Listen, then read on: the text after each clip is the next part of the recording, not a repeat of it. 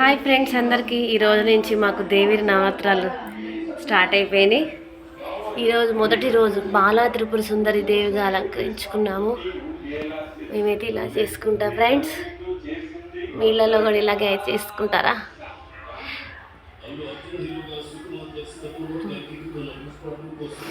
ఇలా నైవేద్యం కూడా రవ్వ కేసరి అంటే అమ్మవారికి ఇష్టం అని చెప్పారు, అదే పెట్టాను.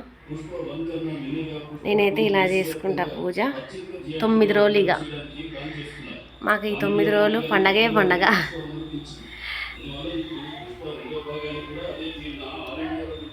అమ్మవారు